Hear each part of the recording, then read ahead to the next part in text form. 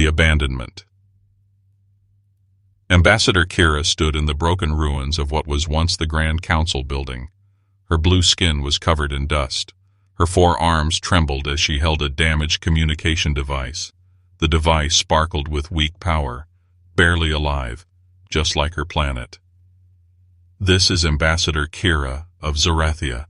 She spoke into the device. Her voice was tired but strong. "If anyone can hear this, we need help. Please, anyone."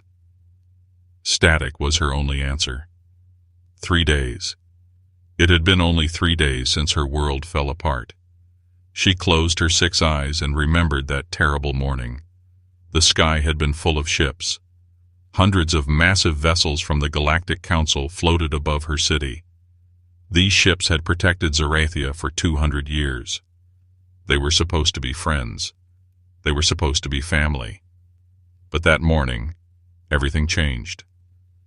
The hologram of Council Chairman Vex had appeared in the sky. His cold, gray face showed no emotion. "Citizens of Zarathia," he had announced. "The Galactic Council has made its decision. Your planet offers no economic value. Your military is weak. Your technology is outdated. When the Ravagers arrive, we will not waste resources defending you." Kira had run to the communication center. She had called every ally, every friend in the council.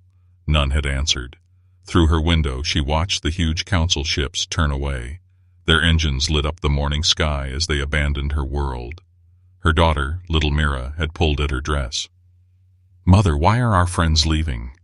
How could she explain betrayal to a child?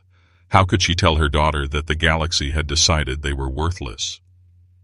Now, standing in the ruins, Kira heard explosions in the distance. The Ravagers had arrived yesterday. These monster-like aliens destroyed weak civilizations for fun. They took pleasure in suffering, and they were winning. General Korvac rushed into the broken building. His uniform was torn and burned. "Ambassador, the eastern city is gone. The southern defense line just fell. We have maybe 72 hours before they reach the capital." "How many of our people made it to the bunkers?" Kira asked. 2 million. "But Ambassador," Korvac's voice broke, "the bunkers won't hold. Not against Ravager plasma drills." Kira looked at the communication device again. She had been sending messages for 3 days. To anyone, everyone, even to parts of space the Council called primitive and unworthy. "Send the signal one more time," she told herself. "Someone has to care. Someone has to answer." She pressed the button and spoke again. "This is Zarathia. We are under attack. Our children are dying. The Galactic Council has abandoned us. If anyone hears this, if anyone has mercy, please help us. We have 2 million souls here. We don't want to die alone." She sent the message toward an unexplored section of the galaxy. The Council had warned never to contact that region. They said a young, violent species lived there. Humans, they called them. The Council said humans were too emotional, too primitive, too dangerous. But what did she have to lose? 5 light-years away, in Earth's Deep Space Monitoring Station, Lieutenant Sarah Kim nearly dropped her coffee. The screens in front of her lit up with an emergency signal. "Admiral Chen," she called, "we have an alien distress call. It's... Sir, you need to hear this." Admiral Marcus Chen, a man with kind eyes and gray hair, listened to Kira's message. The room fell silent. 20 officers stopped their work to listen. They heard the pain in the alien's voice. They heard children crying in the background. They heard explosions. "The Galactic Council abandoned them?" Captain Rodriguez asked in shock. "Just left them to die?" Admiral Chen Stone got up slowly. His face was calm, but his eyes burned with determination. "How far?" 5 light-years, sir. We could reach them in 40 hours with jump drives. That's deep in Council space. We're not supposed to... Chen raised his hand. "I don't care about Council rules." He looked at the star map. "How many ships can we send?" "Sir, the Council will be angry if we..." "Lieutenant," Chen's voice was soft but firm, "there are 2 million people about to be slaughtered. Children are going to die, and they're alone." He turned to face his crew. Every human in this room knows what it's like to be alone, to be afraid, to need help. He walked to the communication panel and pressed the broadcast button. This is Admiral Chen of Earth to all human vessels in Sector 7. We have a code white emergency. Civilians under attack. Children in danger. I need every combat-ready ship at these coordinates in 6 hours. He turned back to his crew. Send a message to Zorathia. Tell them... He paused, choosing his words carefully. Tell them humanity is coming. Tell them no one deserves to die alone. Within hours, 200 human warships powered up their engines. The galaxy was about to learn what humans did when someone cried for help. And on Zorathia, Kira's broken communication device sparked to life with 4 simple words that would change everything. We hear you. Hold. Humanity arrives. The Ravager commander, Skorth, laughed as he watched Zorathia burn. His 3 mouths dripped acid while his tentacles danced with joy. Another weak civilization to destroy. Another planet to turn into dust. Commander, his lieutenant hissed. Strange signals detected. Ships approaching. The Council returns? Skorth's eyes gleamed red. No, Commander. Unknown design. They're... singing? Indeed, across 200 human ships, the same song played on open channels. Beethoven's Symphony No. 9. The music echoed through space like a war cry wrapped in beauty. On Zorathia, Kira held her daughter close in the underground bunker. The ceiling shook. Dust fell like rain. Around them, 2 million Zorathians waited for death. Children cried. Parents whispered final words of love. Mother, Mira whispered, I hear music. Kira's 6 eyes widened. Through the static of damaged speakers came something impossible. Music. Alien music. And then a voice, warm and strong. Zorathia, this is Captain Maria Santos of the battleship Hope. Sorry we're late to the party. Traffic was horrible. A pause. Now everyone get underground. Things are about to get loud. The bunker's damaged screens flickered to life. What Kira saw made her heart stop. Human ships were unlike anything in Council space. No smooth edges, no elegant designs. These ships looked like flying mountains of metal and weapons. They had welded extra armor plates on top of armor. Missiles tubes covered every surface. One ship had, Remember Earth, painted in red on its hull. Another bore the words, No one fights alone. But most shocking? The ships were damaged, already scarred. These humans had flown through Ravager-controlled space, fighting their way here. Skorth studied the approaching fleet. Only 200 ships. The insects dare challenge my 1,000? He opened communication. Unknown vessels. I am Skorth, the Planet Eater. Leave, or become dust. Admiral Chen appeared on screen. Behind him stood humans of every color and nation. Young and old, men and women, all volunteers. Skorth, the Planet Eater? Chen smiled. That's a bit dramatic, don't you think? I'm Marcus Chen, and we're just humans. But here's the thing about humans. His smile vanished. We have a problem with bullies. Skorth laughed through all 3 mouths. You know nothing of power, primitive. You're right, Chen admitted. We're young. We're primitive. The Council says we're too emotional. He leaned forward. But you want to know humanity's secret? We weaponized our emotions. Captain Santos, Chen commanded. Show them Manchester. One human ship, the Manchester, broke formation. It was smaller than others, damaged, leaking fuel. It accelerated straight toward a Ravager cruiser 10 times its size. Is this suicide? Skorth laughed.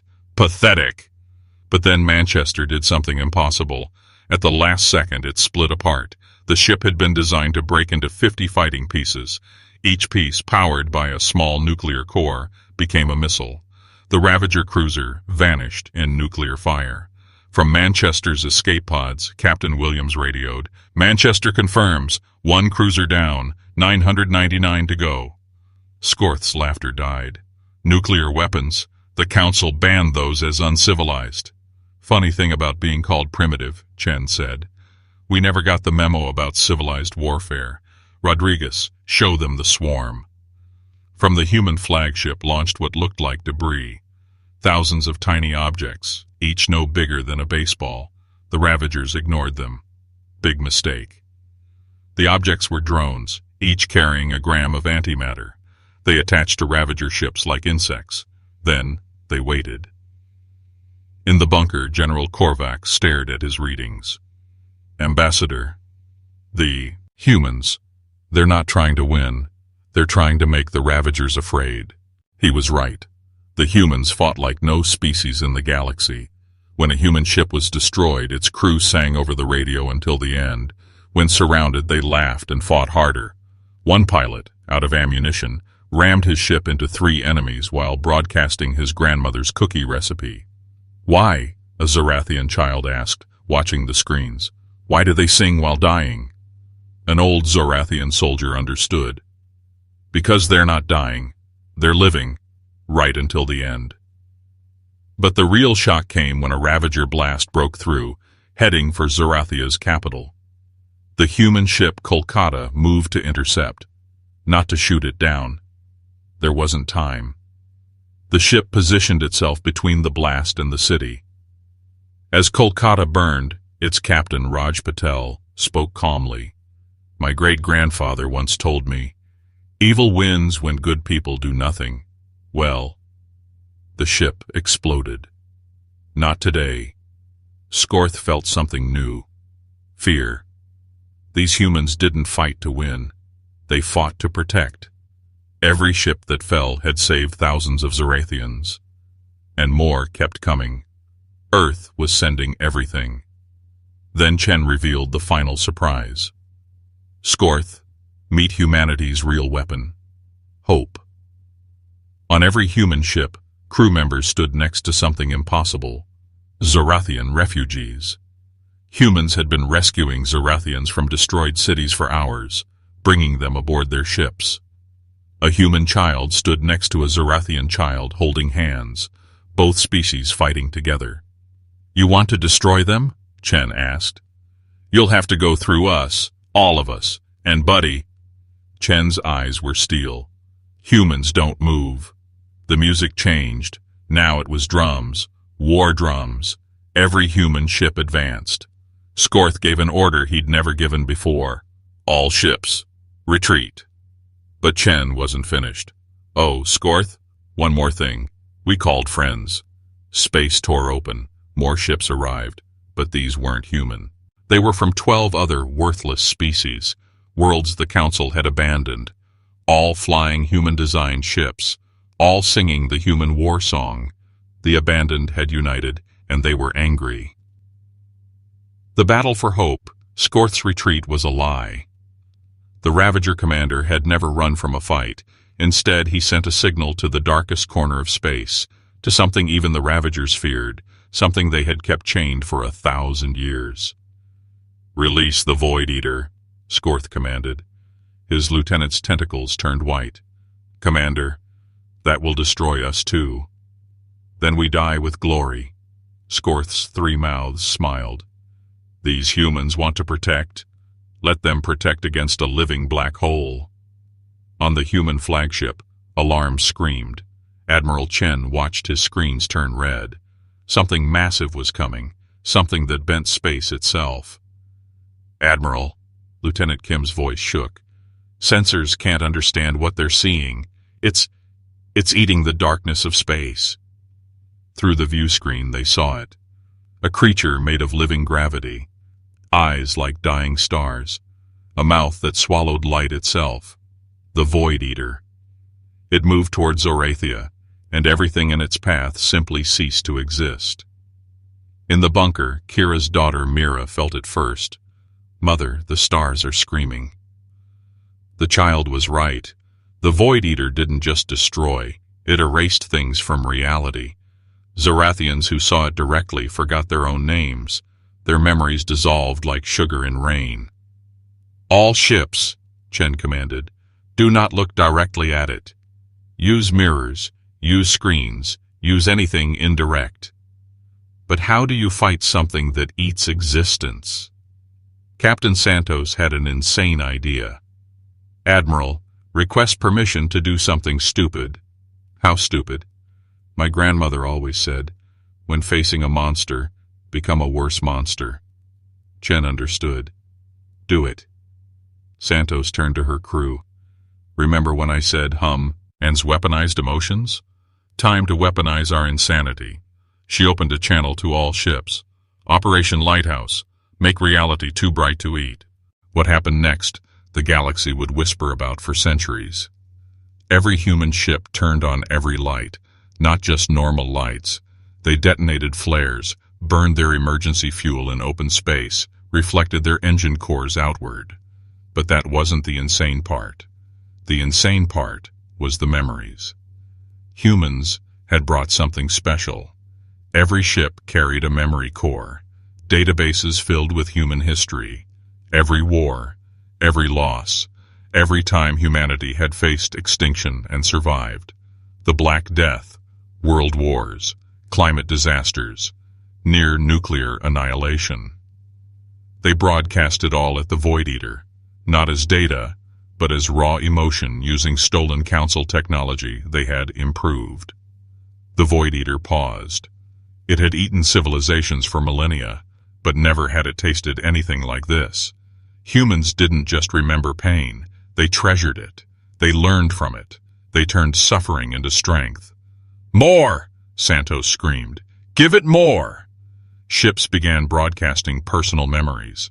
A mother losing her child to cancer, but starting a hospital in their name. A soldier returning home with no legs, but learning to dance again. Cities destroyed by earthquakes rebuilt stronger. The human race's entire story of beautiful, terrible, impossible survival flooded into the Void Eater. The creature writhed. It was choking on humanity's refusal to be erased. But it wasn't enough. The Void Eater adapted, growing larger, angrier. That's when Mira did something impossible. The 6-year-old Zarathian girl walked to the bunker's communication panel. She reached up with her small blue hands and pressed transmit. Monster, she said in broken English she had just learned from the broadcasts.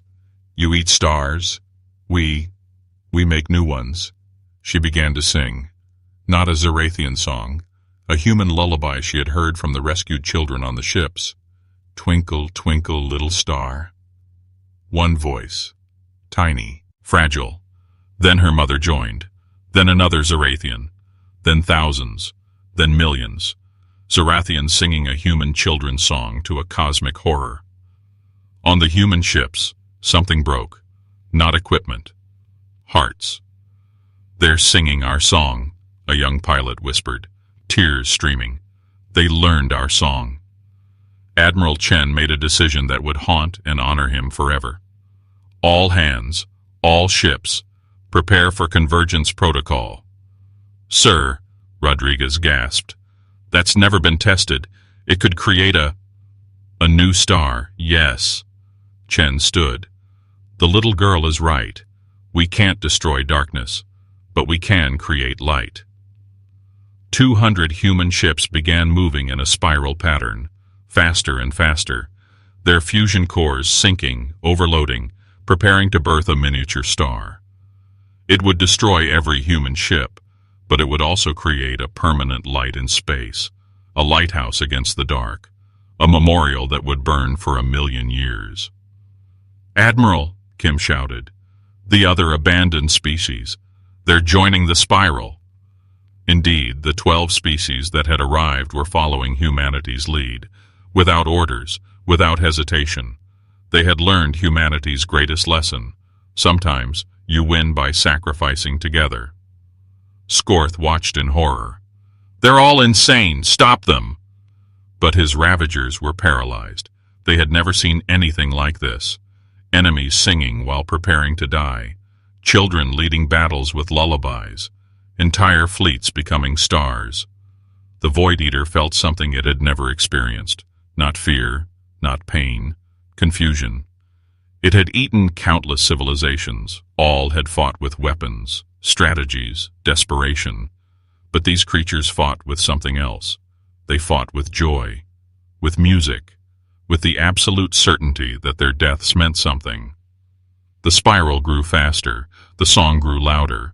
Reality itself began to bend, not from darkness but from the impossible brightness of united sacrifice. Then from Earth, a message.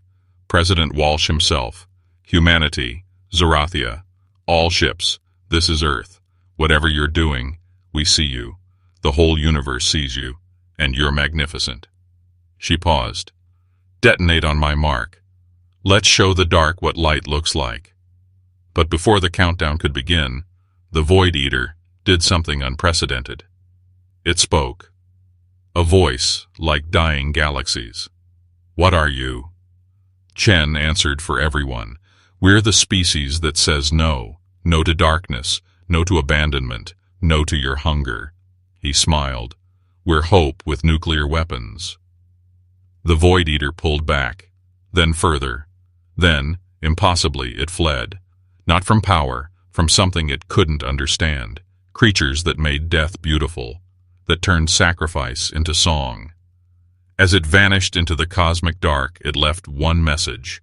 Stay in your light. The darkness wants no part of you. The spiral of ships slowed. The song continued, but softer now. They had won without firing the final shot, without becoming a star. They had done something better. They had made a monster run from a lullaby. The galaxy changes. The Galactic Council called an emergency meeting. For the first time in 10,000 years, every member species attended in person. They were terrified. Chairman Vex stood before the assembly, his gray skin pale with fear. The humans made the Void Eater flee. The Void Eater. It has consumed galaxies, and it ran from a children's song. They must be eliminated, screeched the Zirion representative.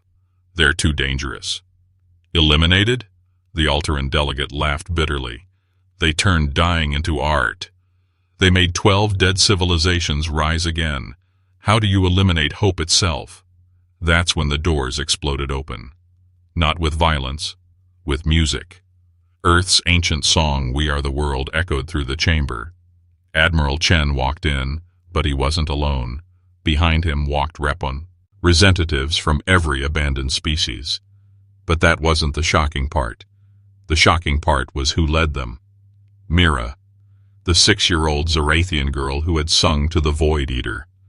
She wore a tiny Earth ambassador uniform, specially made. On her chest, a pin with merged symbols, Earth's blue marble, and Zarathia's triple suns. Hello, she said in perfect galactic standard, then switched to English, then Zarathian, then 12 other abandoned languages. I speak for the Protection Alliance. The council gasped. A child? They sent a child to negotiate. Chairman Vex rose, offended. This is insulting. We are the supreme authority of... Sit down. The child's voice carried impossible authority. Adults made this mess. Maybe children should fix it. She pulled out a stuffed Earth bear, placed it on the podium, and began. You know what Mr. Bear taught me? Humans have a word. Family. Not species. Not alliance. Family. She looked at every council member with her 6 innocent eyes. Family doesn't abandon family. The Zirion delegate slammed his tentacle. This is ridiculous. Guards, remove. Every guard stepped back. They were all wearing small pins. Earth pins. The abandoned species had been recruiting council security forces for weeks. Chen finally spoke. The Protection Alliance offers the council a choice. Join us or become irrelevant. You threaten us? Vex snarled. No, Chen smiled. We're going to do something worse. We're going to ignore you. He activated a hologram. It showed the galaxy, but different. Trade routes had changed. They no longer went through council space. 12 abandoned worlds, now thriving, had created new paths. Earth sat at the center, like a beating heart. The Zarathians, Chen continued, had minerals you called worthless. Turns out when you mix them with human nuclear technology, you get unlimited clean energy. The Qatari you abandon. Their primitive mathematics just solved faster than light communication. Every species you threw away had treasures you couldn't see. But the real shock came next. Show them Project Genesis, Mira said. The hologram changed. It showed dead worlds, planets the Ravagers had destroyed over millennia, billions of them, all empty, all lifeless, or so everyone thought. Humans found something funny, the child explained. Death makes really good soil. Every dead world has materials for new life, so we're doing something crazy. She grinned, showing gaps where she'd lost baby teeth. We're planting gardens in graves. The footage showed human ships over dead worlds, but they weren't military vessels. They were dropping seeds, special seeds, engineered with DNA from every Protection Alliance species. Within weeks, dead planets bloomed with hybrid life, plants that grew in vacuum, trees that ate radiation, flowers that sang. In 5 years, Chen announced, the Protection Alliance will have more habitable worlds than the Council, and we're giving them away, free, to anyone who needs a home. The Council erupted in chaos. This changed everything. Their power came from controlling resources, controlling space, but humans were creating new resources, new spaces. You'll fail, Vex shouted. The Ravagers will return. The Void Eater will come back. You cannot protect everyone. That's when it happened, the moment that changed galactic history. Mira started crying. Not fake tears, real ones. The 6-year-old who had faced cosmic horror was crying because someone yelled at her. The entire council chamber froze. They had made a child cry, a child who had saved worlds. Admiral Chen moved to comfort her, but she raised her small hand. Through her tears, she spoke. You're right. We can't protect everyone. We'll fail. People will die. Worlds will burn. She wiped her nose with her sleeve. But you know what humans taught me? It's better to fail trying than succeed at doing nothing. She pulled out a crayon drawing from her pocket. It showed stick, figures, humans and Zorathians holding hands, standing on colorful planets, facing black scribbles labeled bad things. I made this for you, she told Vex, even you, because humans say everyone deserves a second chance. She placed the drawing on his desk. The room fell silent. The most powerful beings in the galaxy were being lectured by a child with crayons, and she was right. An explosion of light filled the chamber. The Void Eater had returned, not to attack, to watch. Its cosmic voice rumbled. The child, the one who sang, I have watched, I have learned. Everyone cowered except Mira. She looked up at the living darkness. Hi, monster. Want to be friends? The absurdity, the impossible absurdity. A 6-year-old asking a galaxy-eating horror to be friends. I do not understand friends. That's okay, Mira said. I'll teach you. First rule, friends don't eat each other's stars. What do friends do? She thought hard, then brightened. Share snacks. Protect each other. And sometimes, she giggled, sing silly songs. The Void Eater was quiet for eons-long seconds. Then, I would like to learn silly songs. And that's how the greatest threat in galactic history became the Protection Alliance's guardian, because a child offered friendship instead of fear. Chairman Vex collapsed in his chair. Everything was changing too fast. Then he felt something in his hand. The crayon drawing. At the bottom, in messy writing, Mr. Vex can be good too. Love, Mira. Love. These insane species had weaponized love. The Council! Vex's voice broke. The Galactic Council formally requests membership in the Protection Alliance. Chen looked at Mira. The child was the ambassador now. She stood on her tiptoes. Okay, but you have to follow the rules. Rule 1, no abandoning. Rule 2, everyone helps everyone. Rule 3, she grinned, mandatory singing during battles. Get her. For the first time in the chamber's history, genuine laughter. 1 year later, the galaxy was unrecognizable. Dead worlds bloomed. The Void Eater played cosmic hide-and-seek with children. Ravagers had become farmers, finding redemption in growing instead of destroying. And at the center of it all, a small blue planet called Earth, whose greatest weapon wasn't technology or strategy. It was a species that looked at the impossible and said, "Want to be friends?" Admiral Chen stood on New Zarathia, watching human and alien children play together. Mira ran up, now 7, wearing a necklace of stars, a gift from the Void Eater. "Admiral, Admiral, look what the monster taught me." She held up her hands, and reality rippled. Tiny stars danced between her fingers. "He says I'm his first friend ever." Chen knelt down. "And what did you teach him?" She smiled, missing another tooth. "Peekaboo. He's really bad at it. Everyone can still see him when he hides behind planets." In the distance, the Void Eater tried to hide behind a moon, its cosmic form clearly visible on all sides. "Am I hidden?" "Perfect hiding," Mira shouted back. Chen laughed. They had saved the galaxy with the power of friendship, children's songs, and cosmic peekaboo. And somewhere in the void, whispered between stars, a new legend was born. Never challenge the species that teaches monsters to play. The end, or rather, the beginning.